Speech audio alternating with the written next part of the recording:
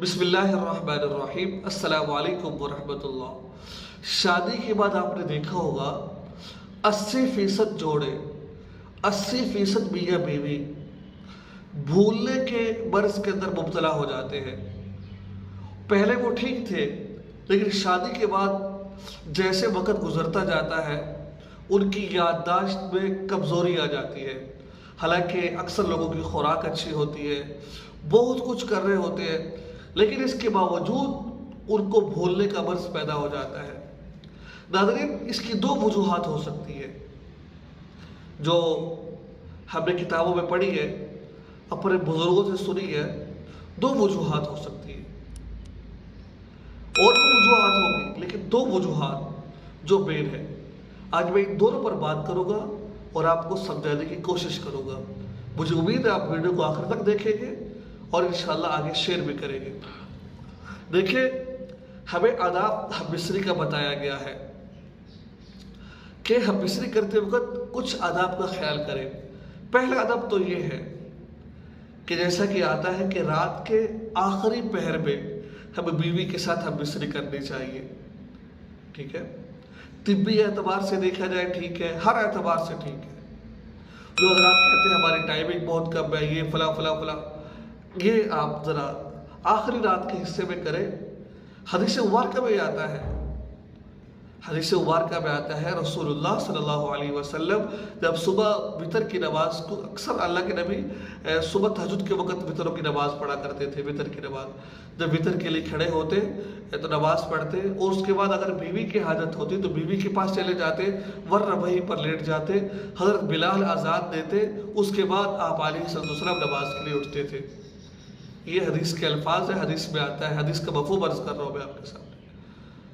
तो अतिब्बा, बड़े बड़े अतिब्बा इसी बात पर जोर देते हैं कि आप रात के आखिर पहर में बीवी के साथ जिमा करें। इसका आप हैरत अंगेज फायदा देखेंगे इसके आप।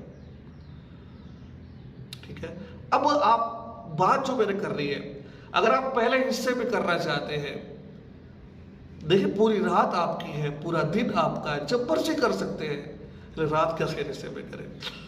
अगर हम पहले हिस्से में कर लेते हैं, जायज़ है, तो फिर कहा जाता है कि आप रात के शुरू हिस्से में करना है तो पहले आप जो खाना पीना है ना, खाने पीने के बाद फौरन ना करें।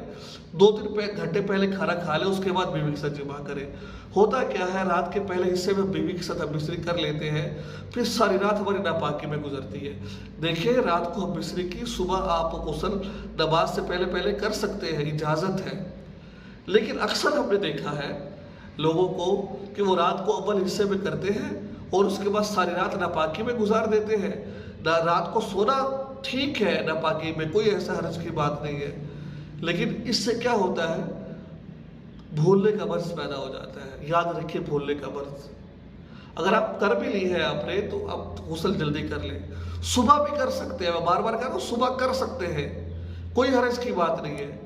लेकिन अक्सर लोगों को जो भूलने का मर्ज पैदा होता है वो इसी वजह से पैदा होता है कि वो इसका ख्याल नहीं करते हैं, वो नापाक सारी रात सोए रहते हैं वो।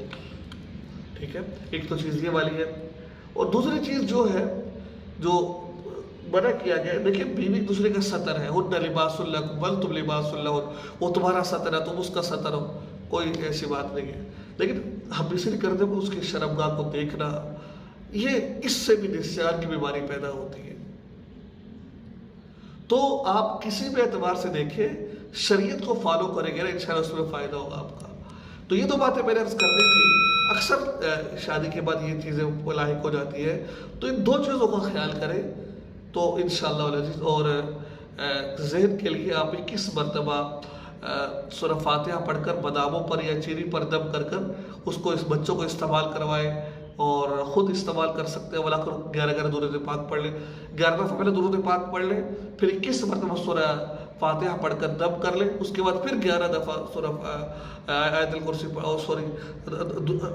दुरूद पाक पढ़ लें, पढ़कर अपने ऊपर दम करें और बादामों पर दम करें, उसको रोज़ाना खाते रहें आप। इंशाअल्लाह अल्लाह ताला आसानी पैदा फरमाएंगे। दुआ में